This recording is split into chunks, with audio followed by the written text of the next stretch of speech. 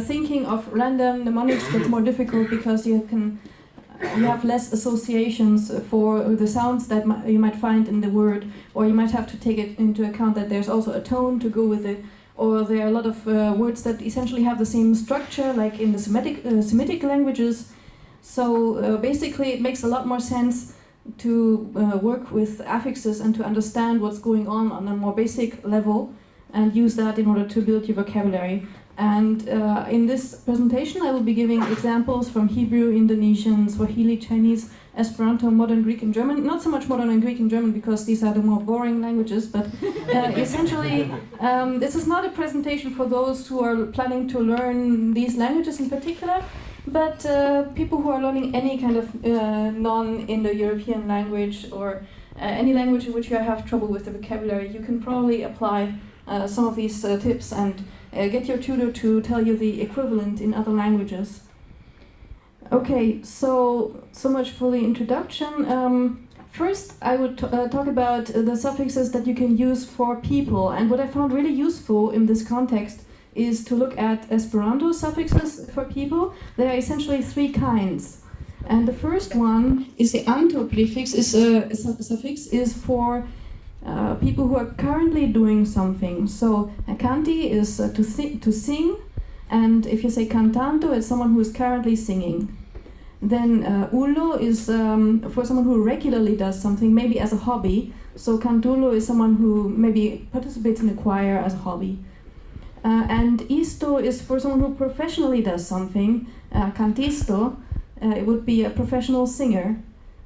So that is three different ways that we can think of people who are somehow connected to a verb or a noun that we can imagine.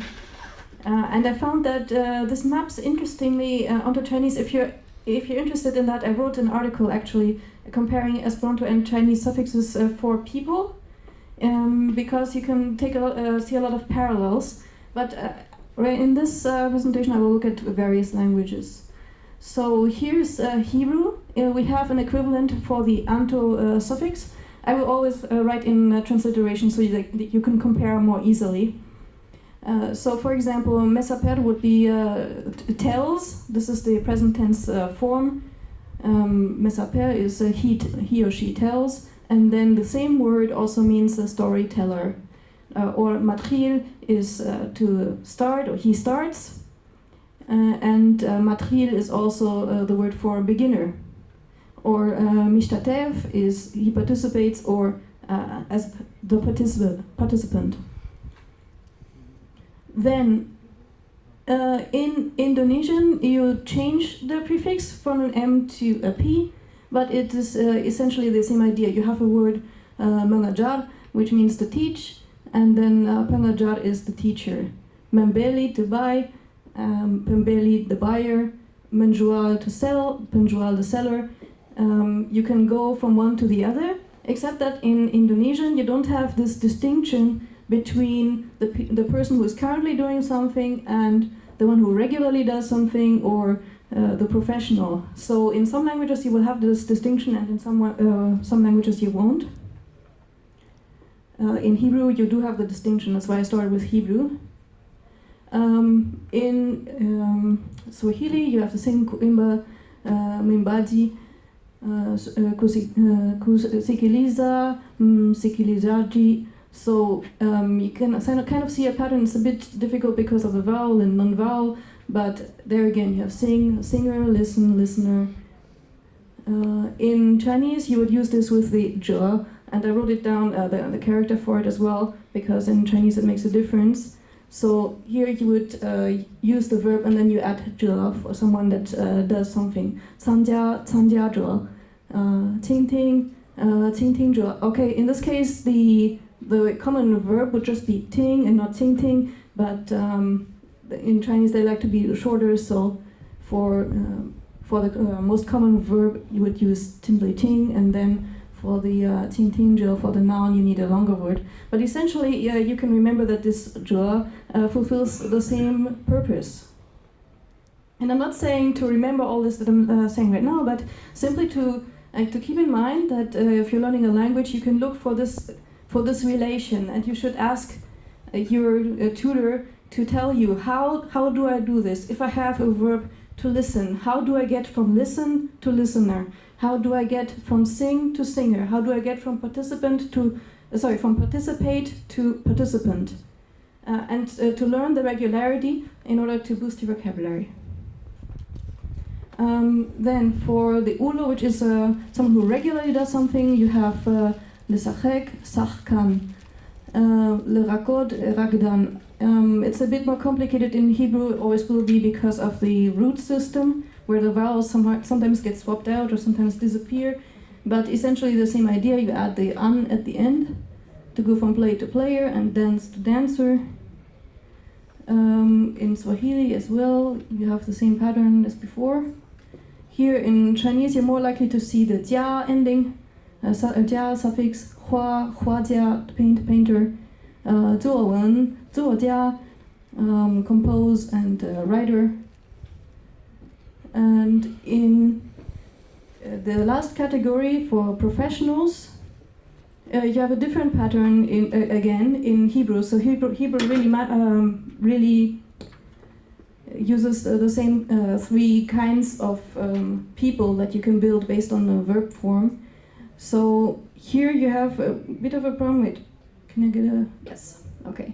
So here you have to think that in Hebrew only the consonants matter. So in a verb stem like linhok, you have the N, the H, and the G that will reappear here in NHG, and here SPR. That's why I wrote them in capital letters so that you can recognize that they are still there. It's takes some getting used to. It's actually my biggest enemy in learning Hebrew is to one to see these and to not get confused, because the words afterwards all sound the same in the hag sapa. They will all have the same kind of pattern. Okay, so another thing is you don't necessarily need to do this with verbs, but it can also be with a noun like musik, musikai, iton, itonai. So based on the word for music, you can make the word for musician. Based on the word for newspaper, you can make the word for a person who professionally works with newspapers. It is a journalist. And it's the same in Esperanto. With the isto, you can say gazeto is a newspaper, gazetisto can be the journalist, or musico, musicisto, or I don't know, any of the words also work in Esperanto. Yes? When you say itonai there, that specifically means a journalist working for a newspaper, or can they also be television and magazine? You'd have to ask an Israeli, but I think it's for a newspaper. Yeah. Okay. Yeah, a newspaper. Just newspaper. Okay.